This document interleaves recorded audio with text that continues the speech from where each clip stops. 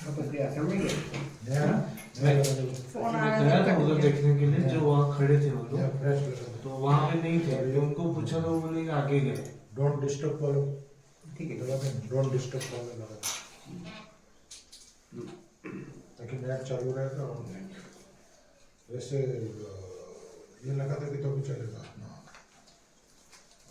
Airport mount कर देगी तो भी चलेगा।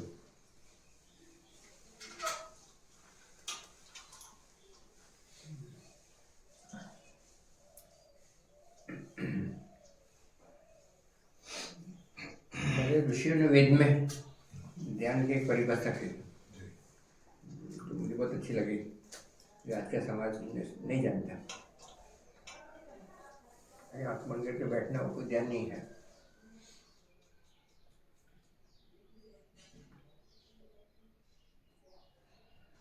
यहाँ कितने कितने विषय है, कितनी जिज्ञासा है, कितने मंतव्य हैं, एक दूसरे से विरोधाभास भी है ना। लेकिन सब जिज्ञासाओं की जिज्ञासा, सबसे बड़ी महाजिज्ञासा वही है कि जीवात्मा हम लोग और परमात्मा का क्या संबंध है।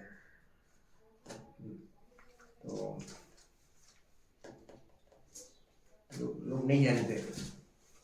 लोग ऐसा समझते हैं कि घोर तपस्या करने के बाद, बहुत ही परिश्रम के बाद वो मिलेंगे। ये कलयुग का बहुत बड़ा दूषण है। दादा ने इसके लिए मोबाइल रखा नहीं अभी तक, नहीं रखा नहीं, और शायद आगे भी नहीं रखेंगे। आज मुझे वाले का वापस देता हूँ। हाँ हाँ। एक दिन आपकी सेक्रेटरी का मोबाइल नंबर मेरे मोबाइल से लगाया तो मेरे में आ गया। मेरी सेक्रेटरी आप ले लो ना। अच्छा कोई सेक्रेटरी नहीं है, ये सब व्यवहारिक संबंध है। प्रागमाटिक संबंध की बातें अलग है। व्यवहारिक सत्य भी होता है। जनक राजा मालूम आपको, मिथिला नगरी नेपाल, ब्रह्मज्ञानी, सीता के पिताजी, ये तो ऐसे बोलते हैं। अच्छा अच्छा, सामान्य मनुष्य को समझाने के। हाँ हाँ हाँ, सदैव विदे थे, मतलब कि शरीर में ही शरीर से पर। आज ये अष्टांग योग का बहुत चल रहा है, वो किसका, अपना पतंजलि का। लेकिन उसके उच्चतम अवस्था, इस अवस्था में जाते हैं समाधि में, लेकिन वो समाधि भी कायम की नहीं है। तो जब तक आप साधना में हो तब तक। लेकिन वेद अलग ही बात करते हैं, वेद की बात कोई करता ही नहीं। वेद का विस्मरण होने से आज हमारी ये हालत है देश की। वेद मतलब क्या?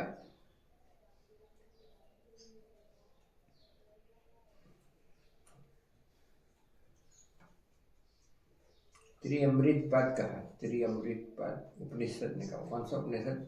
श्वेताश्वतर उपनिषद। उपनिषद मतलब क्या है? जब वेद को वेदांत कहते हैं, वेद एकदम पीक पे जाता है ज्ञान के, बड़ा आरोहण करता है, उसको उपनिषद कहते हैं।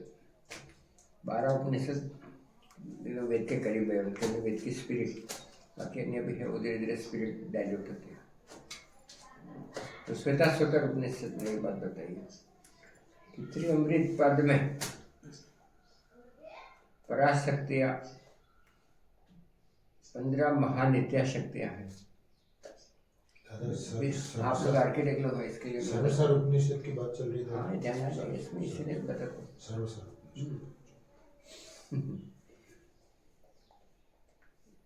देखिए स्पिरिचुअल डिसिप्लिन होती है। हमारे गुरुओं ने ज्ञान देने के पहले स्पिरिचुअल डिसिप्लिन 5 साल तक सिखाई थी। ये स्पिरिचुअल डिसिप्लिन में नहीं बैठता है बीच में बोलना,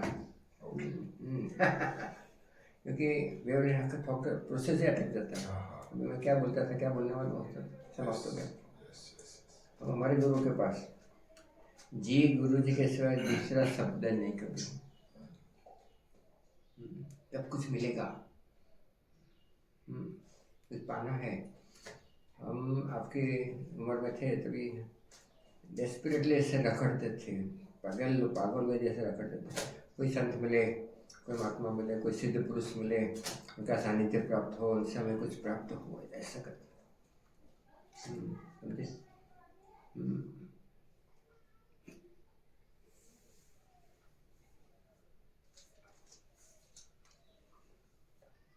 अमृत पाद हमारे ऋषियों ने ब्रह्मांड का नकाशा बनाया रखा। आर्किटेक्ट तो कहीं बिल्डिंग का बना ब्रह्मांड का नकाशा बना। अभी इसके कंपैरिजन आप देखिए, यूरोप में क्रिश्चियनिटी का इशू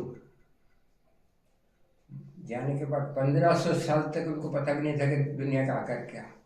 1500 ईयर्स यूरोप अंधकार में था, कुछ नहीं था। और हमारी संस्कृति कितनी रिच। सबसे पहले तो मैं डायरेक्ट ध्यान योग की क्या बात करते हैं। आपको गर्व है कि आप भारतीय हो? आपको गर्व है कि आप आर्य हो? आप तो बोलेंगे हम वैष्णव होने, जैन होने, बौद्ध होने, ऐसी तुच्छ बात करते हैं आप। क्योंकि सब संप्रदाय है, मानव सृजित है। पिंजरे में हो आप, केज में हो आप, गिरफ्तार हो चुके हो, बड़ा सा ताला मारा है, आपकी शरीर पूरी आपकी सदगति के नाश कर दिया। टिप मार दी, हाथ बांध दी, ऐसा ही करें, ऐसा करें, ऐसा ही करें, सब गलत है। जब आप आपके पिंजरे में से निकलोगे ना, सांप्रदायिक पिंजरे में से, तभी आपको पता चलेगा कि जीवन क्या है, सत्य क्या है, अनंतता क्या है, जीवन का ध्येय क्या है। मैं खुद 50 साल मेरे पिंजरे में था, पारसी पिंजरे में, खतरनाक, हानिकारक। कैसे निकल गया? मुझे कोई पारसी बोलते हुए नहीं ऐसा लगता है। तो पारस मतलब ईरान से आए वो पारसी। सत्य को क्या लगता है? प्लेस से, स्थल से कुछ नहीं लगता। क्या संबंध? किधर से भी आएगा। तो वो अमृत पाद में हमारे ऋषियों ने 8वां चक्र बताया, श्री चक्र। श्री यंत्र नहीं, श्री चक्र।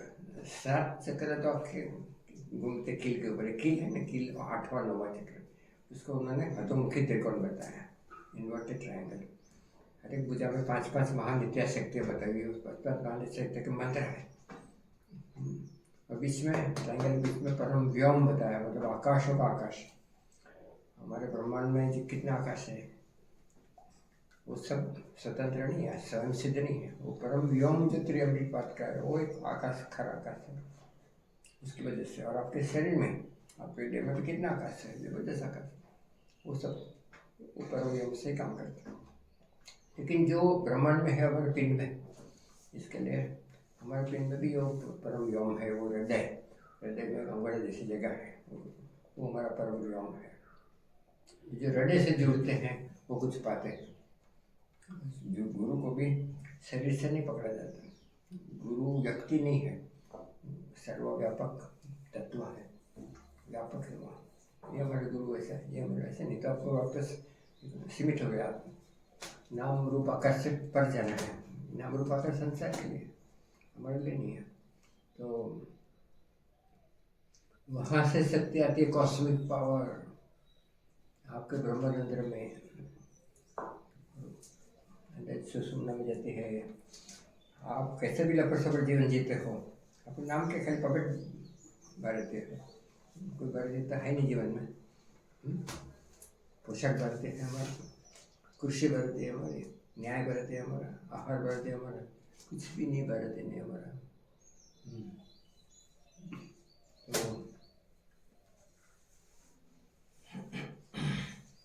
हमें पता ही नहीं कि हमारे पास अद्भुत आध्यात्मिक विरासत है। हमारे यंग जनरेशन को पता ही नहीं, इसके लिए पश्चिमीकरण में बर्बाद हो रहे हैं। सबसे पहली बात ये सब जानने के आगे आपको कि आप ऋषियों की संतान हो, आपके अंदर ऋषियों का खून है, और आप भारतीय हो, आप आर्य हो, ये बात जान लो। और हमें बारंबार ये पवित्र देश में, क्या देश है ये, इस देश में मनुष्य ने भी जन्म लिया, कितनी बड़ी उपलब्धि है, कितना बड़ा अचीवमेंट है। हम उसकी वैल्यू नहीं जानते, उसको व्यर्थ गवा देते हैं। मैं वैसे तालुका का मैं सीनियर आर्किटेक्ट हूँ, बहुत पैसा कमा सकता था, बहुत कमा सकता। हम समझ गए, सत्य समझ में आया कि नित्य क्या है, अनित्य क्या है। तभी हम सोचते हैं कि ये हमारी खरी पूंजी है, हमारे साथ है। My real balance, this is my real balance of my not meditation, that is the hopeless word, forget it. Meditation कुछ है ही नहीं, एक होक्स है वो बनाया हुआ, ये गोरे लोगों ने मेडिटेशन मेडिटेशन करके कुछ भी नहीं, जीरो। तपश्चर्या अलग बात है, मेडिटेशन अलग बात है।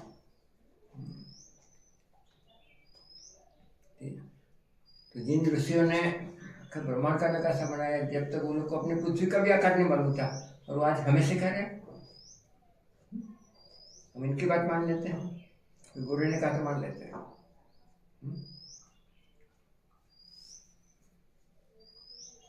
हमारे ऋषियों ने क्या कहा, छोटा सा एग्जाम्पल देता हूँ। ये जनक राजा बहुत बड़े ब्रह्मज्ञानी थे। उनकी मिथिला नगरी नेपाल में सभा पढ़ते थे, ब्रह्म सभा। भरत के ऋषि आते थे, ब्रह्म विद्या की बातें करते थे। सबसे बड़ी विद्या ब्रह्म विद्या ही तो है। उन्होंने राज दरबार में याज्ञवल्क्य उनके राज ऋषि थे, राजा के साथ ऋषि रहते हैं। ऋषि को पूछ के राजा राज करते हैं। अरे ऋषि बैठते हैं, उनको प्रणाम करते हैं, फिर राजा बैठते हैं। कोई भी निर्णय ऋषि को पूछ के लेते हैं। क्या अच्छा राजतंत्र था, राज के राजतंत्र है। तो एक दिन ये जनक राजा याज्ञवल्क्य को पूछ रहे हैं, गुरु जी सपने में मैं भिखारी बना और भूख से तड़प रहा था, इधर उधर भागता था, भीख मांग रहा था, भूख लगी थी। बहुत मुश्किल से माटी के बर्तन में खिचड़ी रखा पकाने के लिए। हाँ, तब तक मैं बेल आए लड़ते रहते उड़ा दिया मटके को, और मैं जा गया। तब मुझे पता चला, आइए बैठे हैं। बोले कुछ मिलता था आपको, कुछ आइए ना बैठे हैं।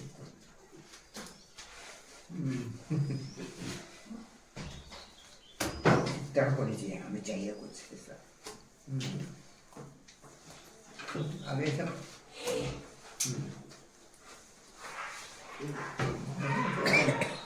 आगे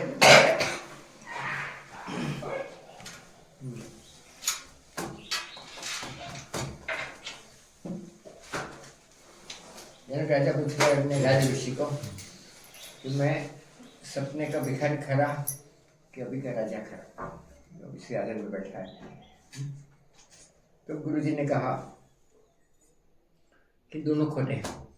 अब ये याज्ञवल्क्य उनको विस्तार से कह रहे हैं ये बात, जो आपको समझने लायक बात।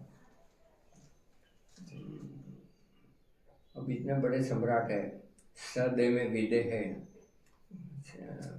यानी जनक मतलब क्या, नेपाल में आज के जैसे एरोगेंस नहीं है, कुछ भी बोल देने का, कुछ भी कर देने का। इतने एरोगेंस में कुछ नहीं मिलता, शांति से श्रवण करने का। अध्यात्म में आप सत्य के आपका जीवन सार्थक करना चाहते हो, चरितार्थ करना चाहते हो, सबसे पहला स्टेप है श्रवण। और श्रवण एकदम पीसफुल होना चाहिए, विदाउट इंक्वायरीज। बाद में बोला जाता है, अभी कुछ पूछने का था कुछ। तो एक्सप्लेन कर रहे हैं, समझा रहे हैं उनके गुरु। क्या समझाया कि सपने का भिखारी भी तो खोटा और अभी का राजा भी खोटा है। तो कैसे, कितनी अच्छी बात की। याज्ञवल्क्य ने कहा ऋषि ने कि जैसे आप नींद में से जागने के बाद आपको पता चला कि आप कुछ सपने के भिखारी नहीं थे, सपने में जो कुछ भी आपने देखा, वो जो पात्र थे, जो कैरेक्टर्स थे, वो सब मिथ्या थे, काल्पनिक थे, खरे नहीं थे, है ना। वैसे ही आप ये जागृत अवस्था में, अभी हम जागृत अवस्था में हैं, अभी हम जीते ना, क्या खाक जीते हैं, कुछ नहीं जीते आप, खराब करे आपका आयुष्य। तब आपको पता चलेगा, ज्ञान में जागृत होंगे आप, ज्ञान प्राप्त करेंगे, ज्ञान को तपस्या से परिष्कृत करेंगे। जब ज्ञान में आप जागृत होंगे, तब आपको पता चले कि आपके आजू बाजू के जो पात्र हैं वो भी वैसे ही मिथ्या है जैसे सपना के थे। तो एक बड़ा सिद्धांत इसमें आता है वेद का कि वो जो कुछ भी है जिसका नाम रूप आकार नहीं है उसको क्या बोले, उनको डिस्क्राइब कैसे करें, उसको कोई विशेषण लागू नहीं पड़ता। पर ब्रह्म, तो ऋषियों ने कहा वो परम महा ब्रह्म ज्योत है, ज्योत ज्योति की बात आती है, ज्योति की बात आती है। ये ध्यान योग में वो सब समझना पड़ेगा। सामने देखो ज्योति, ज्योति चाहती है कि प्रकाश फैले? नहीं, अपने आप फैलता है, सहज भाव से फैलता है। आप अगर हमारे सामने सहज भाव से आएंगे वही खरा है, प्लानिंग से आगे खरा नहीं है, ये अपने हिसाब से नहीं है, अपने आप होता है वो खरा है। तो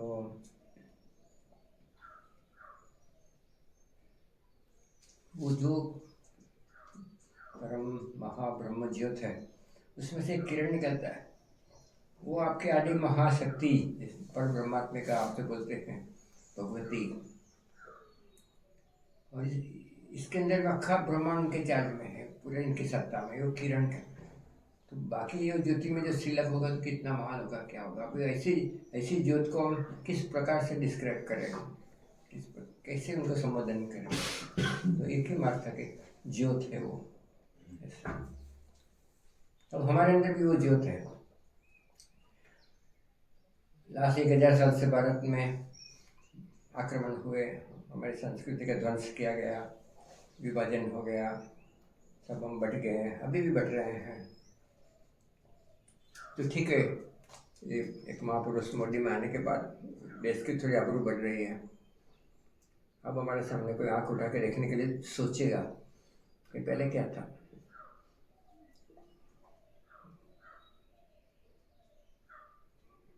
हम ये ज्योत को भूल गए। हमारी उपासना की पद्धति 12वीं सदी के बाद एकदम बदली हो गई। 7वीं सदी से 12वीं सदी तक, 500 साल तक हम लोग बहुत ही शक्तिशाली थे। भारत जानते थे आप। उनके जो मेन फाउंडर थे बापा रावल, उनका मुझे फ़ोटो चाहिए। मैं बहुत राजस्थान वालों को बताया कि इनका कोई फ़ोटो हो तो लाओ, यहाँ इनका बावला बनाएंगे। वो खरे महापुरुष है जो हमारे बच्चे जानते भी नहीं। हिस्ट्री में उनका नाम बहुत कम आता है। अकबर द ग्रेट नालायक आता है जिसने 40,000 हिंदुओं को एक दिन में काटा था, वो ग्रेट, और हमारा बापा रावल का नाम नहीं। ये हमारी मानसिकता है। उन्होंने, उनके वंशजों ने 500 साल तक इस्लामिक आक्रांताओं को नहीं आने दिया देश में, और वो डरते थे, भारत के सामने देखने की हिम्मत नहीं करते थे। क्यों? क्योंकि उस समय में वो पत्थर को नहीं पूजते थे, उस समय मूर्ति पूजा थी ही नहीं। उस समय का हिंदू आज का हिंदू जैसा नहीं था। आज हमारे पास शक्ति है त्रिशूल उठाने की, इन राक्षसों का सामना करने की आपके अंदर हिम्मत है? बिल्कुल नहीं है, क्योंकि आपकी उपासना जड़ होगी। हमेशा आप स्पिरिचुअली ग्रो होने चाहिए, वही खरा ग्रोथ है। फिजिकली नहीं, मेंटली नहीं, मानसिक, प्राणिक, शारीरिक, ये सब संसार का है। स्पिरिचुअल ग्रोथ होगा तो मजाल है किसको आपके सामने कोई खड़ा रह सकता है। ऐसे आपको दिखता नहीं है दुबला पतला ऐसा, किसी बड़े बड़े लोगों का मुकाबला किया हम, क्योंकि हमारे पास ये ज्योत की शक्ति है। तो जब ये आपकी ज्योत,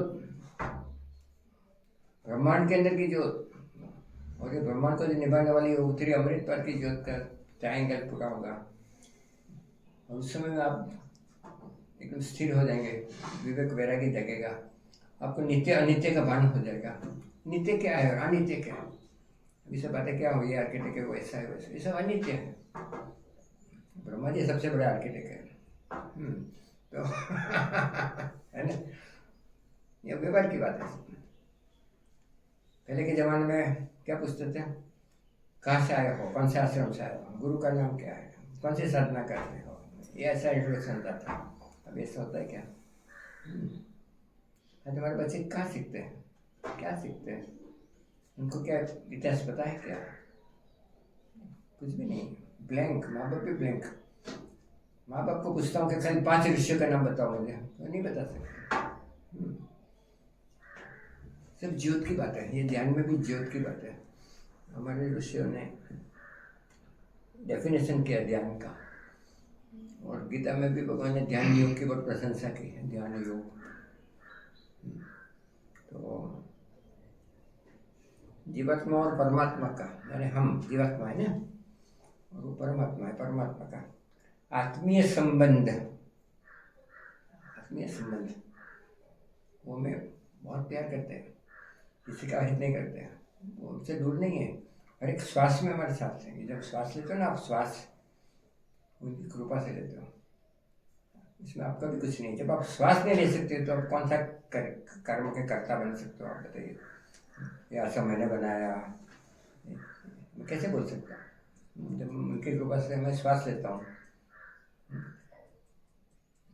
आप सो जाते हो, आपकी इंद्रियां सो जाती है, ह्यूमन फैकल्टीज, 5 ज्ञानेंद्रिय 5 कर्मेंद्रिय भी सो जाती है, प्राण जागता है, आपका हृदय दबकता है, कौन दबकता है?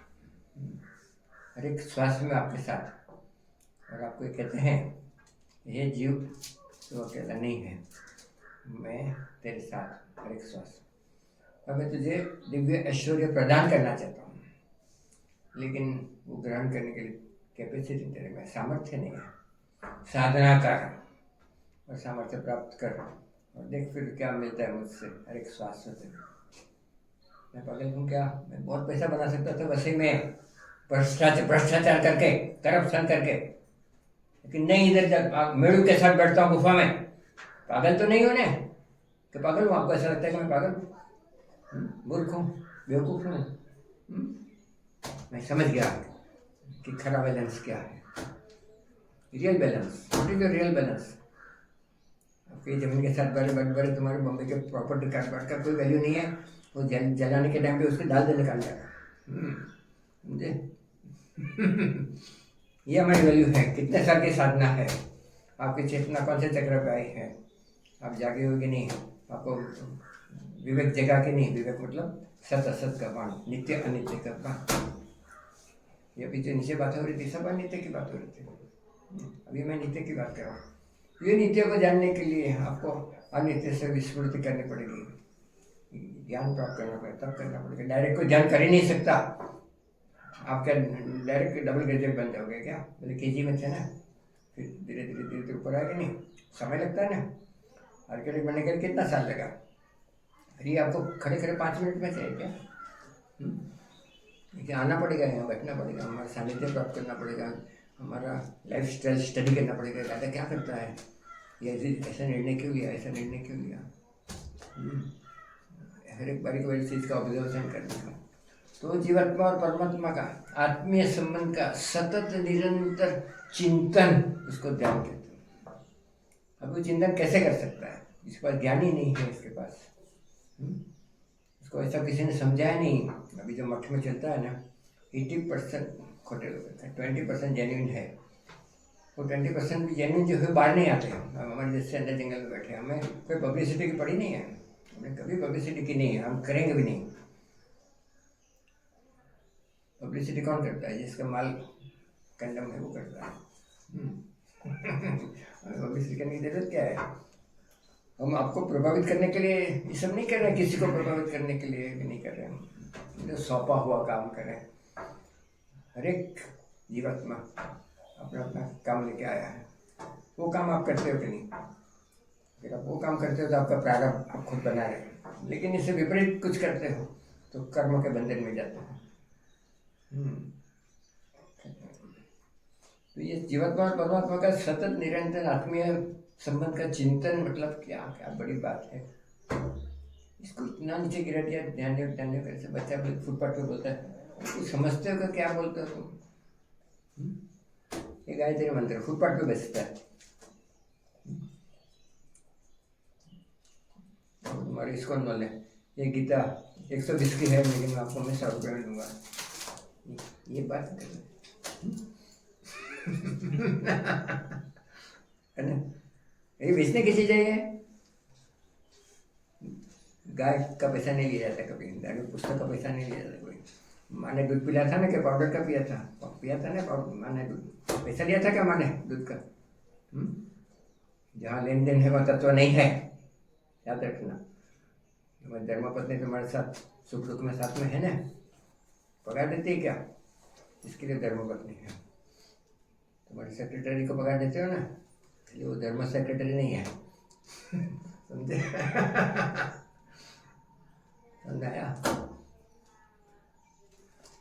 ध्यान से जैसे समाधि लग जाती है वो कभी खंडित नहीं होती। हमारा अष्टांग योग की बात बहुत चल रही है आजकल। बॉम्बे में हर एक 2-3 बिल्डिंग छोड़ के एक योगाचार्य मिल ही जाएगा आपको।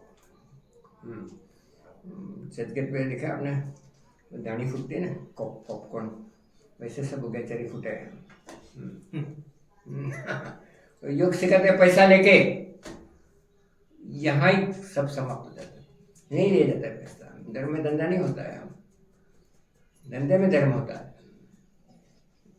तो कुंडलिनी जागृत करने के लिए 2500 रुपया लाइन में खड़े रहते हैं, आपको टर्न आएगा तब जाते हैं, 2 घंटे में खोल के देता है। और ये मूर्ख लोग खुलवाने के लिए जाते हैं। तो मैं तो बड़ा महामूर्ख हूँ कि 30 साल से यहाँ साधना कर रहा हूँ, मैं भी खुलवा के आ जाता था ना 2.5 घंटे में। लेकिन लोग जाते हैं, वेटिंग लिस्ट पर लोग खड़े रहते हैं, इतना बड़ा होक्स चल रहा है। यानी हमारे समाज की मानसिकता कितनी लो हो गई। इनको जीने का भी अधिकार नहीं, क्यों जीते हैं धरती के ऊपर? बोझ है धरती के ऊपर। इतना आसान नहीं है सब ये, आप समझते हो। अभी समय नहीं है, मुझे भी जाना है। ये ध्यान योग के बारे में मैं आपको अक्खा दिन समझा सकता हूँ कि क्या है। ऐसी समाधि आनी चाहिए कि आप संसारी काम करते रहो। आपकी पत्नी आपको बोले जाओ दूध लेके आओ, भाजी लेके आओ, बच्चे को स्कूल में छोड़ के आओ, आप सब करोगे, लेकिन आपकी समाधि नहीं टूटेगी।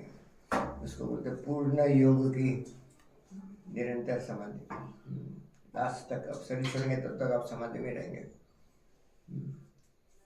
वो प्राप्त हो सकता है। सिद्धियाँ प्राप्त नहीं करनी, हमें सिद्धियों से दूर रहना चाहिए। अच्छे खरे गुरु बहुत अच्छे अच्छे मिले, कभी कोई गुरु ने कभी एक नया पैसा नहीं मांगा है हमसे। जहाँ एंट्रेंस फी और एग्जिट फी ये सब नाटक है, वो केंद्र में सब बेकार है। पैसे का चलन लेन देन खलास होता था सर। जब हम ठीक ही काम करते, सौंपा हुआ काम करते, तो इसके लिए जो साधन सामग्री लगेगी वो अपने आप मिल ही जाएगी, उनको किसी मांगने की जरूरत नहीं है। जो केंद्र अपने साधनों पे ही चलता है वही खड़ा है। मार्क करते हैं। आपने यहाँ देखा डोनेशन बॉक्स देखा आपने किधर? नहीं ना, बिक का डब्बा नहीं है ना, नहीं रखते हम।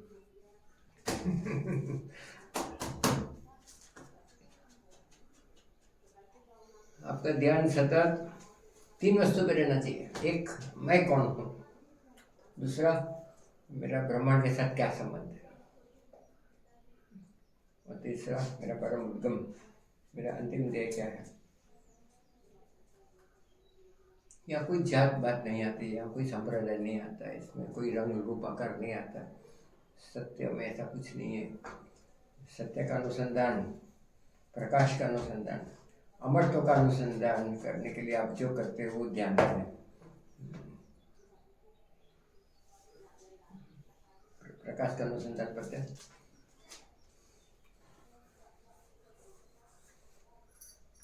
आपके कितने जन्मों के कर्मों को क्षीण करना है, तो कैसे हो सकता है? कोई टेबलेट है, कुछ इंजेक्शन है, कुछ ग्लूकोज है, ऐसा कुछ नहीं। ज्ञान की अग्नि में बस मौत है। आपका पुराना ऑटोग्राफ लेके जब आप घूम रहे हो बोझ, वो जब तक साफ नहीं होगा तब तक आप इस क्षेत्र में नहीं आ सकते। और सबसे पहले ज्ञान।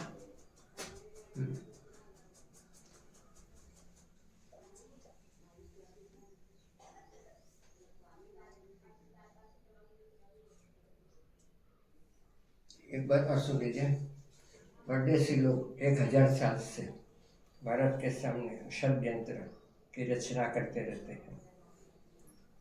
उनको भारत के बिना नहीं चलेगा, उनके देश में कुछ नहीं है। आप भी परदेश का मोह मत रखिए, ये देश में सब कुछ है। जाओगे पछताओगे। अभी भारत में जन्म मिला भी कोई पुण्य है। जहाँ ऋषियों की रज है, चरण रज है, जब भगवान ने अवतार लिए हैं, हम तो सतत नमस्कार करता हूँ धरती को। धरती पर हम थूकते नहीं, धरती पे कुछ नहीं, कभी नहीं, और लॉन्ग रन में बहुत तकलीफ होती है। नहीं पीते पानी उससे, इतना मान है धरती की। हमारे साधकों को माटी लेके इसके अंदर कंकु डाल के उसके तिलक करते हैं। बी प्राउड कि आप भारतीय हो, आप ऋषियों के संतान हो, आपके रगों में ऋषियों का खून है, बाबर का नहीं है, औरंगजेब का नहीं है। वो भी जो लोगोपति वाले जो मस्ती कर रहे हैं, उनके अंदर भी अपना ही खून है, लेकिन अब मिस गए। अब एक बात और सुन लीजिए, ये षड्यंत्र क्या है? हमारी संस्कृति, हमारे संस्कार से भारतीय समाज को कैसा विमुख कर देने का बड़ा षड्यंत्र। इसमें कौन साथ देते हैं? क्लर्जी, मतलब कि प्रीस्टहुड, मतलब कि कौन धर्म के ठेकेदार, ये सब आपको, आपके पूरे समाज को मिसगाइड किया है। मरणोत्तर क्रिया ऐसा कुछ है ही नहीं। कितना पैसा वेस्ट होता है बताया आपको। एक सभा में मैंने बोला था, ऐसी बातें चल रही थी, तो मैंने कहा जो जिंदा है इसके लिए कुछ करो ना। मरने वाले के लिए आप इतना 2 घंटे से बात करें।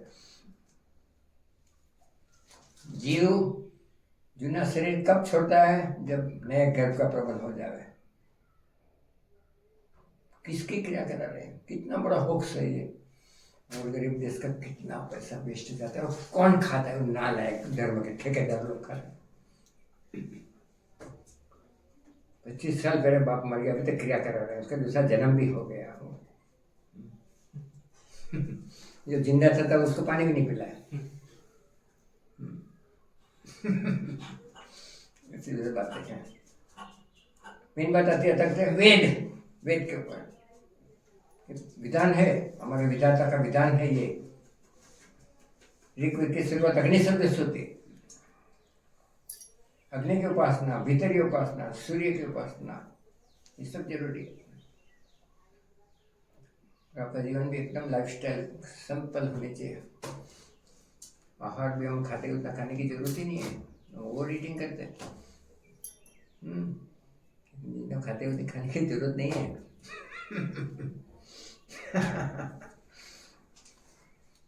वो मथुरा का चौबे देखे, मथुरा का चौबे यजमान ने खिला खिला के यहाँ तक खाया, फिर वो एची और लवंग लेके आया। हेलो महाराज खाओ, तो बोलता है कि ये कितने लवंग की जगह होती तो मैं लड्डू ही नहीं खाता।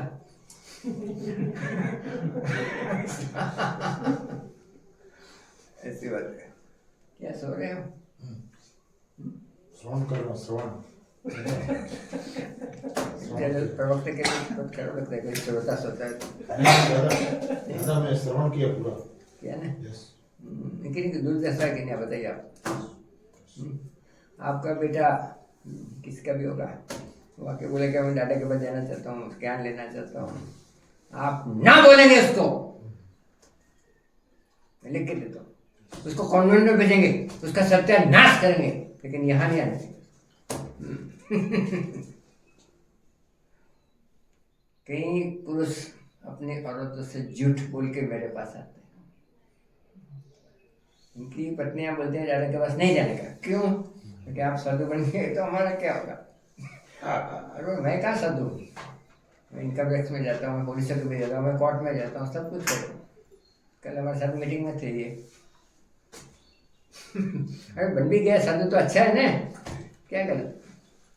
आपका पति कोई अच्छा काम करता है तो पत्नी कोसती है, उसको प्राउड होना चाहिए कि मेरा पति अच्छा काम कर है कि नहीं।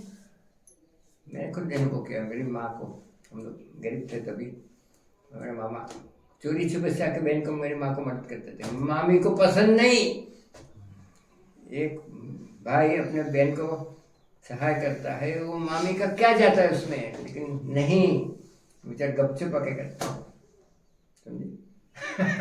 ऐसी क्यों ऐसा होता है?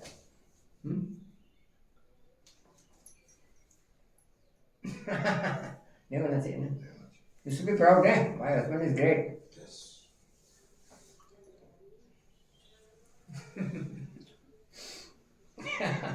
मेरे पास लिस्ट है, कौन से औरतों से छुपाना है। अच्छा अच्छा दादा थोड़ा ब्रीफ कीजिए ना। नहीं, उनको बुलाओ सालियो, कौन है वो, मैं देखना चाहता हूँ। इतनी मटेरियलिस्टिक ग्रॉसनेस। मेरी जीव की यात्रा बहुत बड़ी है, बहुत यात्रा है, मैं सदगति बहुत आगे जाना है। सदगति हो सकती है, अवगति हो सकती है। ये बर्थ में, ये जन्म में आपने सदगति की क्या अवगति की, कितने कदम आगे चला। इसीलिए इसी जगह आना पड़ता है। यहाँ खाली श्वास लेने में फायदा है। अब ये जगह मामूली जगह नहीं है। मेधातिथि नाम के काड़ा मेधातिथि नाम के ऋषि थे, त्रेता युग के, राम के युग के, उनकी जगह है।